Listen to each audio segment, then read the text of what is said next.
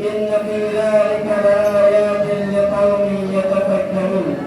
صدق الله العظيم وبلغ رسوله النبي الكريم ونحن على ذلك من الشاهدين والشاكرين والحمد لله رب العالمين.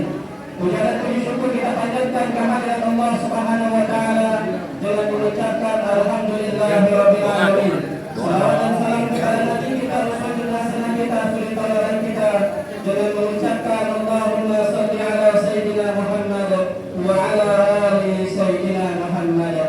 Yang saya muliakan dan sama-sama kita muliakan sahabat saya, guru saya Ustaz Ahsani yang hari ini berbahagia menikahkan putri kedua beliau.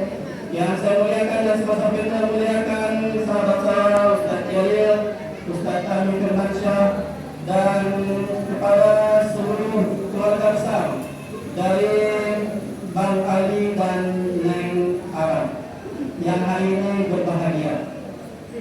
Kepada pengatur waktu, Mbak, berapa menit jatah saya, Mbak? Berapa? Berapa menit? Berapa? 7 menit. Ya saya sesuaikan waktu. Soalnya nanti kalau pas lagi enak-enak terus dibikinin 2 menit lagi nggak enak. Ya, kalau nanggung nggak enak. Kita panggil. Belum tahu Bang Ali. Nggak tahu belum ya.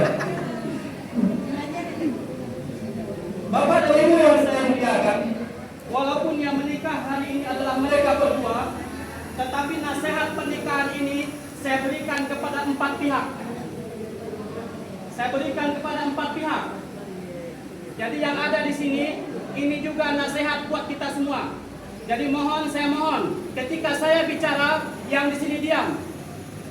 Tapi kalau seandainya ibu-ibu, bapak-bapak mau bicara, saya yang diam. Kita bikin janji terlebih dahulu. Kalau bapak dan ibu mau bicara, saya yang diam. Tapi kalau saya bicara, saya minta bapak dan ibu diam. Siap. Setuju? Setuju. Nanti kalau ada ibu-ibu, bapak-bapak yang bicara, saya diam. Oke, yang pertama, nasihat ini saya berikan kepada kedua mempelai, Ali dan Ara. Untuk Ananda berdua, mulai saat tadi, ketika Ali berjabat tangan dengan ayahnya dari Ara, Ustadz Ahsani, maka pada saat itu Ali, mulai hari ini, Ali resmi menjadi suami dari Ara, dan Ara resmi menjadi istri dari Ali. Mulai saat ini, ketika tadi Ali melakukan ijab qabul dengan ayahanda dari Ara, tahukah engkau Ali, itu arsy Allah berguncang. Kenapa? Karena engkau baru saja membuat perjanjian mitsaqan ghalidha, perjanjian yang tidak ringan, wahai saudara Ali. Maka saya berpesan kepada Anda berdua, ketika melangsungkan akad nikah, maka luruskanlah niat menikah karena Allah Subhanahu wa taala. Menikah dengan niat beribadah kepada Allah Subhanahu wa taala, bukan hanya sekedar mencari teman tidur. Menikah bukan hanya sekedar mencari teman tidur, bukan hanya sekedar mencari teman makan, tapi niatkan menikah lillahi ta'ala. Niatkan menikah karena beribadah kepada Allah Subhanahu wa taala. Ketika pernikahan dibangun atas ibadah kepada Allah Subhanahu wa taala, maka sepanjang usia pernikahan kalian berdua sampai nanti maut memisahkan, maka Allah akan catat sebagai ibadah di sisi Allah Subhanahu wa taala. Dan pernikahan adalah ibadah terpanjang di sisi Allah Subhanahu wa taala. Apapun yang nanti kalian lakukan dalam kehidupan rumah tangga, ketika didasari atas ibadah kepada Allah Subhanahu wa taala, maka Allah akan catat sebagai ibadah. Ali, ketika engkau keluar dari rumah mencari rezeki, diniatkan untuk menafkahi anak dan istrimu, maka itu dicatat sebagai ibadah. Ara, ketika engkau melayani suamimu di rumah, memasak untuk suamimu, mengurus segala keperluan suamimu, maka itu akan tercatat sebagai ibadah di sisi Allah Subhanahu wa taala. Bahkan Ali, untuk yang enak-enak, tahu nggak yang enak nih? Tahu nggak? Udah pernah? Bukan makan, makan mulu. Tahu nggak enak-enak? Ibu-ibu tahu nggak enak-enak? Yang enak-enak tuh yang paginya harus ramas. Tahu nggak? Bahkan kita lakukan yang enak-enak ketika kita niatkan untuk beribadah kepada Allah, maka itu akan tercatat sebagai ibadah tadi. Sesuatu hal yang luar biasa. Kita melampiaskan nafsu kita, tapi Allah catat sebagai ibadah. Luar biasa pernikahan ini. Itu yang pertama untuk kalian berdua. Yang kedua, khusus untuk Ananda Ali, mempelai pria. Ingat Ali, ketika tadi kamu ijab kabul dengan ayahnya Ara, maka pada saat itu tanggung jawab Ara berpindah ke pundakmu. Mulai saat ini kamu adalah pemimpin bagi Ara. Mulai hari ini kamu adalah imam bagi Ara. Dan setiap pemimpin Ali ingat, setiap pemimpin akan diminta pertanggungjawabannya nanti di hadapan Allah Subhanahu wa taala. Kullukum ra'in wa kullukum mas'ulun an ra'iyatihi. Setiap kalian adalah pemimpin dan pemimpin akan diminta nanti pertanggungjawabannya di hadapan Allah Subhanahu wa taala. Kalau sebelumnya Ara nggak sholat, itu ayahnya. Tapi mulai hari ini Ara tidak sholat, Ali yang berdosa. Kalau sebelumnya Ara keluar dari rumahnya tidak menutup hijab, tidak menutup auratnya, menampakkan auratnya, ayahnya yang berdosa. Mulai hari ini Ali yang berdosa. Tanggung jawab Ara berpindah ke pundakmu, Ali. Ali, laksanakan tanggung jawab ini sebaik-baiknya. Yang ketiga, khusus untuk Ara. Mulai hari ini pemimpinmu adalah Ali.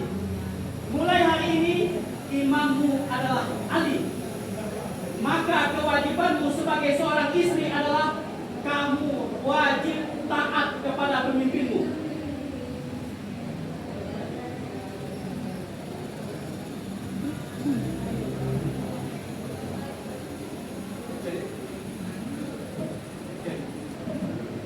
Dia ngobrol, dia ngobrol. Cek.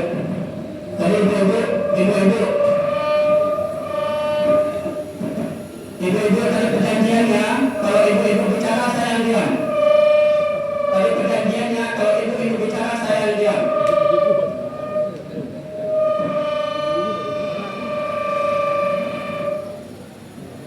Silakan bicara, saya yang diam. Tapi kalau ingin saya bicara, saya minta ibu bapak diam. Oke, untuk Ara. Ali adalah pemimpinmu dan kamu wajib mentaati pemimpinmu. Kamu wajib taat kepada pemimpinmu. Seorang istri wajib taat kepada suami. Bahkan kata Rasulullah SAW, kalau seandainya manusia boleh sujud kepada manusia yang lain, niscaya aku akan menyuruh seorang istri sujud kepada suaminya. Begitu kewajiban taat seorang istri kepada suami. Jadi kewajiban istri adalah taat kepada suami. Ibu-ibu, kewajiban istri itu bukan mencuci. Kewajiban istri itu bukan memasak. Kewajiban istri itu bukan bersih-bersih rumah. Ya lihat, tapi kewajiban istri adalah taat kepada suami. Cuma itu kewajiban istri. Jadi kalau seandainya suami nyuruh masak, ya masak. Suami nyuruh nyapu, ya nyapu. Suami suruh mencuci, ya cuci. Karena kewajiban istri adalah taat kepada suami. Dengan catatan, la ta'ata fi maksiatillah.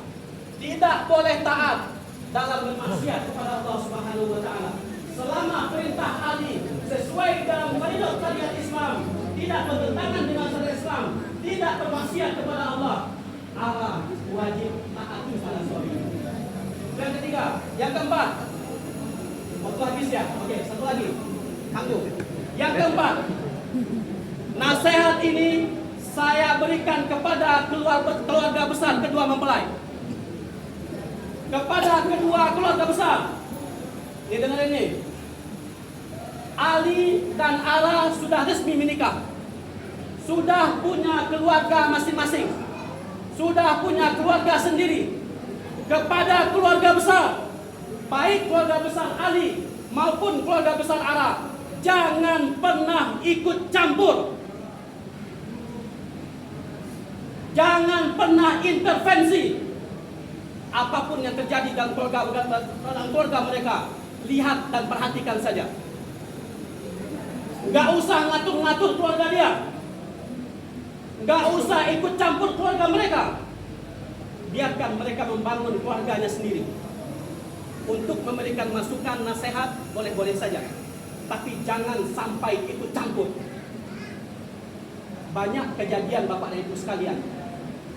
Gara-gara campur tangan pihak ketiga, baik itu orang tua, baik itu mertua, baik itu ipar, yang tadinya keluarga baik-baik saja, bisa hancur keluarga itu. Yang tadinya suami istri baik-baik saja, karena campur tangan pihak ketiga, suami dan istri akhirnya bercerai. Jadi kepada keluarga besar, nasihat hari ini saya sampaikan, jangan pernah ikut campur urusan keluarga orang lain. Biarkan mereka membangun keluarga mereka. Biarkan mereka membangun mahligai rumah tangga mereka. Kita orang luar lihat dari jauh saja. Tidak usah ikut campur. Tidak usah intervensi. Kita hanya sekedar memberikan nasihat, memberikan masukan, tidak apa-apa. Tapi jangan sampai kemudian kita ikut campur. Kemudian selanjutnya, kalau seandainya Ali punya saudara laki-laki, punya. Kalau seandainya Ali punya saudara laki-laki, jangan pernah tinggal di tempatnya Ali. Kalau seandainya Ali dan Ara mengontrak, saudara laki-laki Ali jangan tinggal di situ. Ara punya saudara perempuan? Punya. Kalau seandainya kalian nanti tinggal berdua, saudara perempuan Ara jangan tinggal bersama kalian. Kenapa Bapak Ibu sekalian? Ipar adalah maut. Ipar adalah maut. Ketika ada ipar yang berlainan jenis dengan iparnya, tinggal satu rumah, itu berbahaya. Hati-hati. Hati-hati. Jadi pesan kepada keluarga Ali, kakak Ali atau adik Ali yang laki-laki, jangan pernah tinggal ikut bareng mereka. Pesan kepada saudaranya Ara yang perempuan, kakak atau adiknya Ara yang perempuan, jangan pernah tinggal bareng sama mereka. Mungkin itu saja nasihat yang bisa saya sampaikan hari ini. Pada hakikatnya, nasihat itu untuk diri saya pribadi dan untuk kita semua. Doa, saya mau bantu dulu nih. Kakak, bantu enggak? Boleh. Bantu dulu nih. Pakai pipa. Cakep.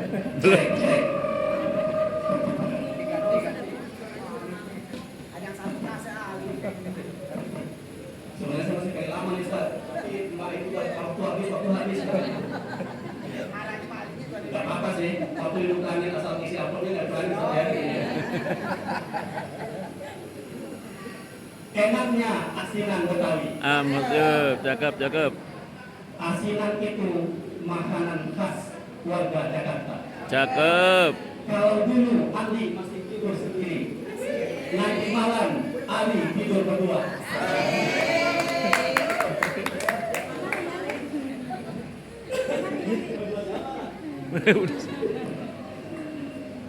Doanya ajarin doanya buat udah malam. Kalau nggak apa jangan dikasih lah.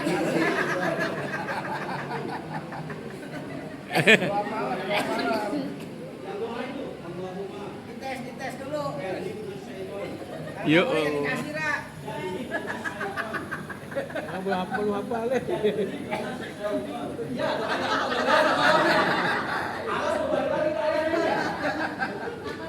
Allahumma.